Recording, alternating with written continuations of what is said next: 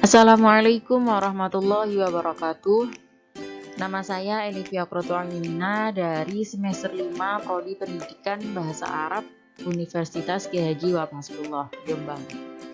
Pada materi Balagu 2 dalam Majas dan Hakikoh fil Majas Al-Mufrad Mursal yang diampu oleh dosen saya Ustadzah Siti Sulaikha MPD akan memberikan contoh-contoh dalam pembahasan kali ini. Nah, pembahasan yang ada nanti adalah skema pembagian majas dan hakikoh. Yang kedua adalah pengertian majas. Yang ketiga adalah pengertian majas mursal, dan yang terakhir adalah alaqah dalam majas mursal atau cara dalam membuat majas mursal. Nah, pembagian majas dan hakikoh. Jadi hakikoh dibagi menjadi 3, yakni lugawiyah, syar'iyah, dan urfiyah. Dan majas dibagi menjadi 2, mufrad dan murakkab dari segi jumlah alaqahnya. Lalu majas mufrad itu dibagi menjadi 3, yakni lugawi, syar'i, dan urfi. Nah, yang lugawi itu juga dibagi menjadi 2, yakni mursal dan isti'arah.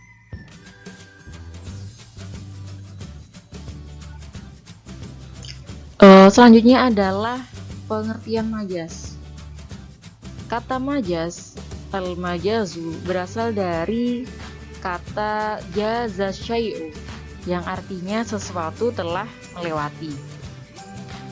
Nah, dalam istilah yaitu al-lafzu al-musta'malu fi ghairi ma wudi'a lahu fi istilahil mukhatab, yaitu majas ialah lafaz atau makna yang digunakan menurut arti yang tidak sebagaimana mestinya. Maksudnya tidak sesuai asal ketentuan yang telah ditetapkan baginya di dalam istilah pembicaraan. Selanjutnya adalah pengertian majas mursal, yakni al-majazu al-mursalu huwa al-kalimatul musta'malatu qasdan fi ghairi ma'naha al-asli li mulakhadhati alaqatin ghairi musyabahati ma'a qarinatin dalatin ala adami iradatil ma'nal asli. Majas mursal adalah kata yang sengaja digunakan untuk menunjukkan selain arti aslinya karena melihat hubungan, yakni alaqah, yang bukan berupa penyerupaan serta adanya petanda yang menunjukkan untuk tidak menghendaki makna aslinya. Jadi dalam majas itu ada alaqah, hubungan, dan juga ada qarinah, pertanda atau petunjuk. Majas mursal, alaqah dalam majas mursal atau cara membuat majas mursal itu ada 19. Nah, kita akan membahas satu persatu. Yang pertama yakni asbabiyah, yaitu menyebutkan akibat, sedangkan yang dimaksud adalah sebab. Contohnya dufinasumu fil qabri, ay mayit. Racun itu telah dikubur, maksudnya adalah mayat yang mati karena racun. Yang kedua adalah al-musabbabiyah, yakni menyebutkan sebab, sedangkan yang dimaksud adalah akibat. Contohnya yahsudud dariyul al-amwala ay al-masyah. Peternak itu panen harta. Nah, harta itu yang dimaksud adalah binatang ternak yang nanti bisa dijual jadi harta atau mungkin sesuatu yang berharga yang lain. Baik, yang ketiga adalah al-kulliyah, yakni menyebutkan keseluruhan, sedangkan yang dimaksud adalah sebagian. Contohnya yusyahidu sukkanul madinati qurratal qadami fil mal'abi ay ba'duhu. Warga kota menonton sepak bola di lapangan. Nah, maksudnya itu bukan seluruh warga kota, tapi hanya sebagian warga kota. Gitu. Nah, tulisan warna merah itu adalah qarinahnya, sedangkan alaqahnya itu adalah ba'du. Selanjutnya yang keempat adalah al-juz'iyah, yakni kebalikan dari al-kulliyah, menyebutkan sebagian, sedangkan yang dimaksud adalah keseluruhan. Contohnya adalah rafa'a hasanun qadamahu minal manzili. Hasan telah angkat kaki dari rumah. Maksudnya itu bukan hanya kakinya Hasan yang diangkat dari rumah, tapi Hasan juga, seluruh tubuh Hasannya. Selanjutnya yang kelima adalah al-lazimiyah, yakni menyebutkan suatu hal yang niscaya ada, sedangkan yang dimaksud adalah yang meniscayakan adanya hal tersebut. Contohnya adalah ghabat daw'u fil gharbi, cahaya telah tenggelam di barat. Maksudnya itu adalah mataharinya. Cahaya itu ada karena matahari. Jadi seakan-akan cahaya itu seakan-akan matahari itu tidak ada, padahal ada cahayanya. Jadi ada meniscayakan ada. Selanjutnya yang keenam adalah al-malzumiyah, yakni menyebutkan suatu hal yang meniscayakan adanya sesuatu, sedangkan yang dimaksud adalah yang niscaya ada. Contohnya adalah yang tasyirul misbahu fi dhawahil qaryati ay kahrobaun, lampu telah menyebar ke pelosok-pelosok desa. Nah, maksudnya adalah listrik. Lampu tidak akan ada tanpa listrik. Jadi yang menyebar ke pelosok-pelosok desa itu adalah listriknya.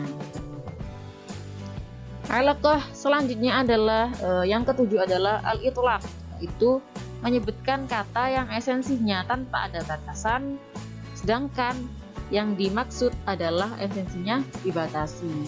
Contohnya, dhahaba Hasanun ilal madrasati lid-dirasah, Hasan pergi ke sekolah untuk belajar. Dhahaba Hasan ilal madrasah, Hasan pergi sekolah itu bisa kapan saja, tapi itu kan tidak dibatasi kan. Tapi lid-dirasati, untuk belajar itu pasti sekolah kan, umumnya itu pagi hari, pagi sampai siang. Jadi esensinya itu dibatasi hakikatnya gitu. Terus yang ke-8 adalah at-taqyid, yaitu menyebutkan kata yang esensinya dibatasi, sedangkan yang dimaksud adalah esensinya tanpa batas. Contohnya, qanwa'ur rajuli las'atun nahli ay anfun, hidung mancung laki-laki itu tersengat lebah. Seakan-akan itu hanya hidung mancungnya, padahal itu keseluruhan dari hidung. Jadi macamnya, jenisnya hidung. Yang ke-9 adalah al-umum, yakni menyebutkan yang umum sedangkan yang dimaksud adalah khusus. Nah, contohnya seperti kitab para siswa mahasiswa Unwaha, contohnya yadhhabut tullabu fi hadzal fasli ilal jami'ati mubakkiran. Siswa-siswa di kelas ini berangkat ke kampus sangat pagi. Ke kampus yang dimaksud kita sebagai mahasiswa Unwaha itu adalah Unwaha, tapi tidak disebutkan kampus Unwaha, hanya al-jami'ah saja, kampus saja. Nah, selanjutnya yang ke-10 adalah al-khusus, yakni kebalikan dari al-umum, menyebutkan yang khusus sedangkan yang dimaksud adalah yang umum.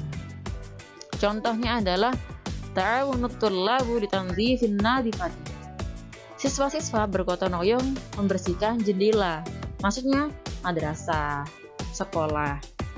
Siswa-siswa itu kan pasti di sekolah, bergotong royong ya pasti tidak membersihkan jendela saja, tapi juga keseluruhan dari sekolah. Selanjutnya adalah alaqah yang ke-11, yakni iktibaru makana, yakni menyebutkan keadaan yang telah terjadi, sedangkan yang dimaksud adalah keadaan yang akan terjadi. Contohnya adalah tatbahul ummi baqaratan, ibuku memasak sapi. Nah, maksudnya itu adalah memasak dagingnya, gitu, bukan sapinya. Sapi yang telah disembelih.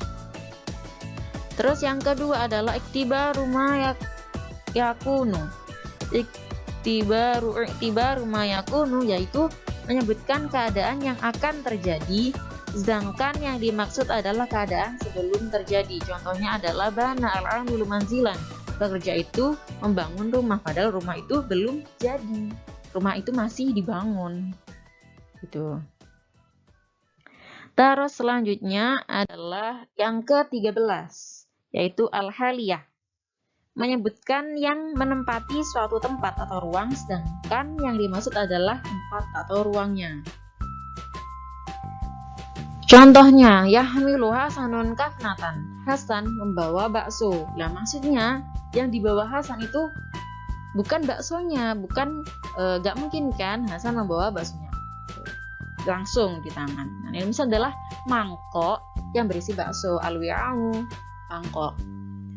Selanjutnya adalah yang ke-14, yaitu al-mahalliyatu, yaitu kebalikan dari haliyah, menyebutkan tempat atau ruangnya, sedangkan yang dimaksud adalah yang menempatinya. Contohnya, akaltu asrahna, saya makan piring. Maksudnya adalah ta'am, makanan yang ada di dalam piring itu. Nah, selanjutnya adalah alaqah yang ke-15, yakni al-badaliyah. Al-badaliyah yaitu menyebutkan pengganti atau lafaz yang dari sisi maknanya sebagai pengganti kedudukan lafaz lain, sedangkan yang dimaksud adalah sesuatu yang digantikan atau lafaz yang kedudukannya digantikan oleh lafaz lain. Contohnya adalah kutiba alaikum as-sholata, ay al-wajibu.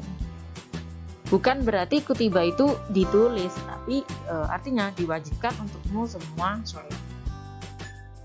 Selanjutnya adalah al-mubdaliyah. Al-mubdaliyah yaitu menyebutkan sesuatu yang maknanya sudah digantikan, sedangkan yang dimaksud adalah penggantinya. Contohnya adalah akala Zaidun lahma akhihi. Zaid memakan daging saudaranya. Daging saudaranya itu yang dimaksud adalah ghibah.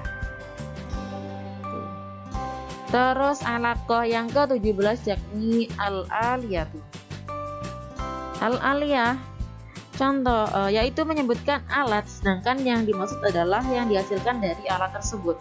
Contohnya ladaika yadun jayidatul kitabati. Kamu punya tangan dengan tulisan yang bagus. Tangan itu kan alat yang dibuat untuk menulis. Maksudnya itu kemahiran, keahlian dalam menulis tulisan yang bagus. Tuh.